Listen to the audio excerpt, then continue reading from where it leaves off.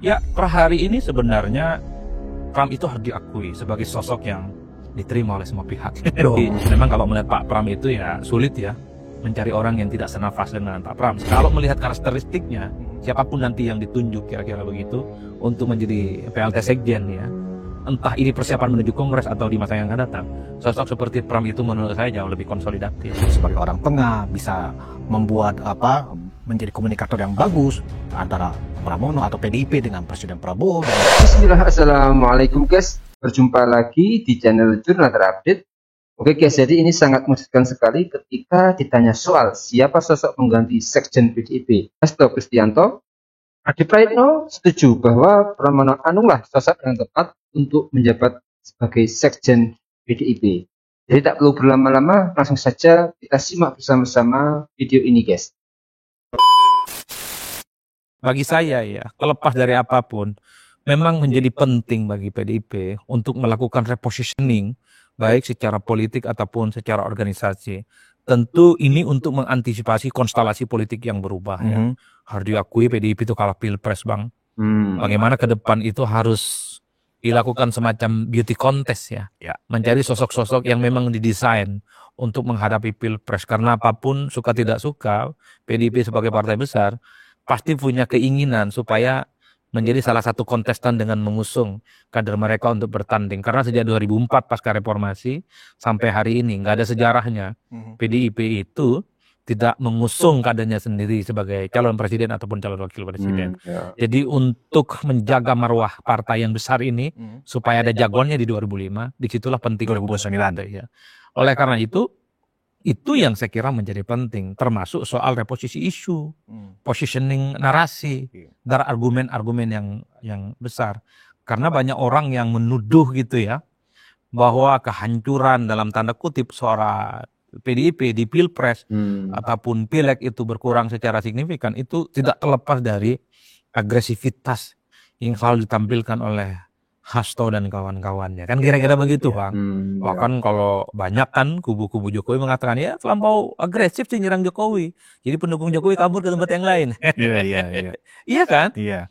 Dan itu yang saya kira memang betul atau tidak, saya kira PDIP pasti punya banyak data, punya guidance apa betul tampilan-tampilan agresif, kritis yang terlampau vulgar itu merugikan dan membuat orang begitulah tidak mau ingin menjadi bagian dari pemilih PDIP. Dan di situ sepertinya memang butuh permenungan yang cukup mendalam bagi PDIP. Karena PDIP apapun Bang, masih menjadi partai yang saya kira cukup diperhitungkan dalam konteks politik di 5 tahun yang akan datang.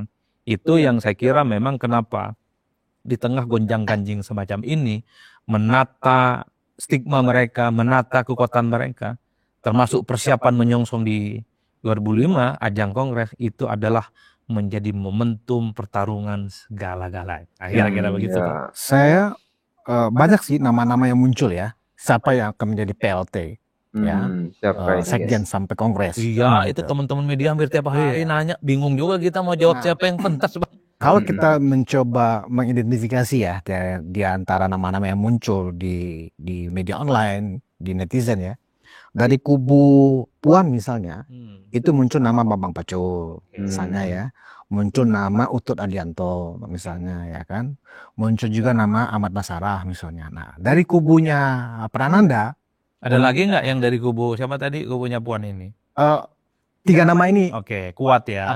3 teratas lah ya kan. Nah dari kubunya Nanan atau Prananda, Deddy Sitorus yang teratas tuh ya kan, sebagai PLT Sekjen nih.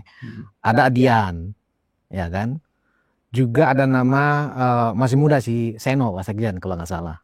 Joko umur kan. Nah makanya ya kan, Gibran belum cukup umur sudah jadi wapres kan gitu. Oke. Nah tapi Mas, saya dalam posisi ada orang tengah, saya punya calon sebenarnya. Siapa itu? Pramono Anung. Ya kan, satu ya, senior ya kan, artinya berarti disegani, dihormatin lah sejauh ini kan juga, dan orang kepercayaan juga Ibu Ketum kan gitu ya. Dan Pramono juga punya hubungan baik dengan Pak Jokowi.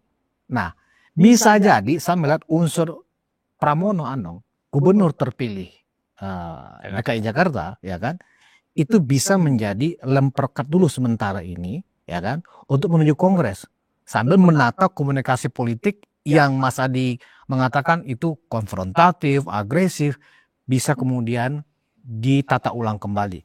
Nah, bagaimana menurut Mas Adi jika PLT itu kemudian PLT Sekjen dipegang kembali oleh Pramono Anung? Ya, per hari ini sebenarnya Pram itu harus diakui sebagai sosok yang diterima oleh semua pihak. Ya. Jadi memang kalau melihat Pak Pram itu ya sulit ya mencari orang yang tidak senafas dengan Pak Pram sekalipun berbeda secara politik. Nah, masuk akal juga itu Bang kalau kemudian ditunjuk ya menjelang suksesi Kongres beberapa bulan ini. Karena Pram ini tidak teridentifikasi bagian dari salah satu kubu. Artinya kalau Pram ditaruh kubunya Puan, anggaplah itu bahasa abang ya. Kubunya Nanan kayaknya cocok juga ini baru. Ya, kalau mau bicara itu iya, itu tidak bisa dibantah karena memang pengalaman, senioritas dan pastinya Pram ini adalah sosok yang cukup hafal betul bagaimana suasana hati dari Megawati Putri. Per hari ini saya kira rekatan batin antara Pram dengan Megawati itu saya kira luar biasa Bang. Bahkan kalau mau jujur ya, kalau tanpa alasan regenerasi misalnya, bukan karena argumen harus ada bagaimana estafet kepemimpinan itu harus diregenerasi, memang Pram ini cocok lagi sebenarnya jadi sekjen sudah. Iya. Kembali jadi sekjen. Iya, artinya kalau melihat karakteristiknya, siapapun nanti yang ditunjuk kira-kira begitu untuk menjadi PLT Sekjen ya, entah ini persiapan menuju Kongres atau di masa yang akan datang, sosok seperti Pram itu menurut saya jauh lebih konsolidatif. Satu sisi menjaga hubungan politik eksternal dengan presiden, dengan mantan presiden, dengan koalisi di luar PDIP gitu. Dan untuk konsolidasi di internal kan kira-kira diterima oleh semua kelompok dan semua faksi, entah siapapun nanti yang dipilih secara umum ya. Karena suka tidak suka istilah dua faksi antara Nanan dan Puan ini kan terkuaknya baru-baru ini. Ini orangnya siapa, ini warnanya siapa.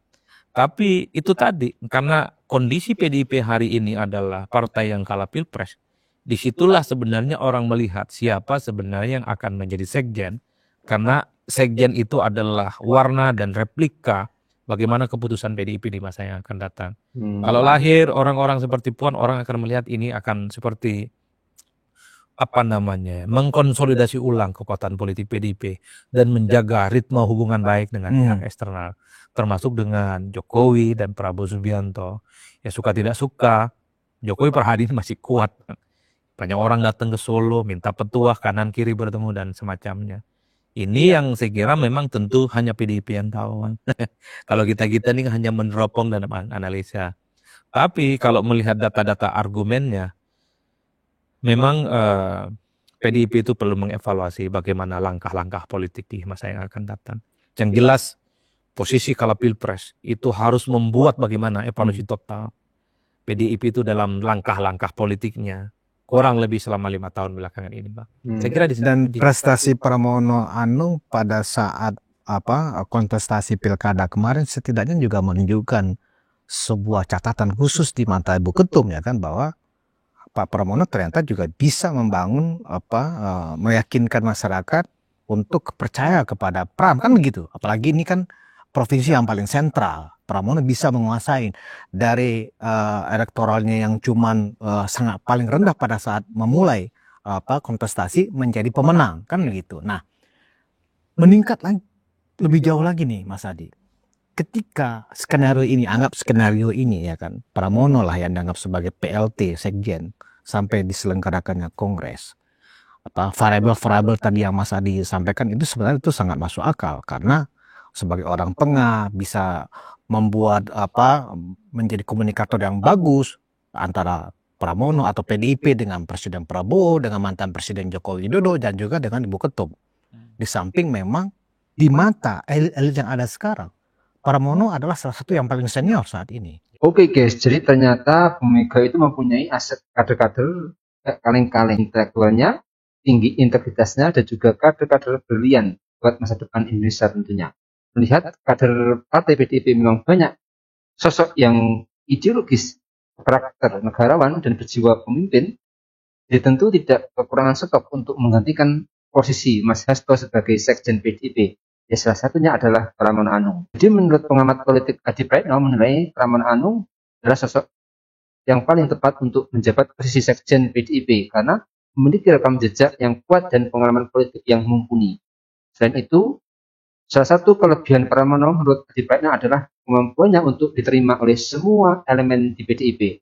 Pramono Anung dinilai memiliki hubungan yang baik dengan berbagai kalangan termasuk internal partai sehingga hal ini yang menjadi penting mengingat peran sekjen adalah penjembatan antara kepemimpinan partai dan kader di tingkat bawah sehingga harapannya Pramono Anung ini bisa menjadi figur nomor satu dan menjaga marwah PDIP sebagai partai besar di Indonesia. Jadi mungkin itu yang bisa saya jelaskan untuk video kali ini. Bagaimana kalian soal video ini? Tulis komentar di bawah ini ya guys. Saya pamit dulu. Wassalamualaikum warahmatullahi wabarakatuh.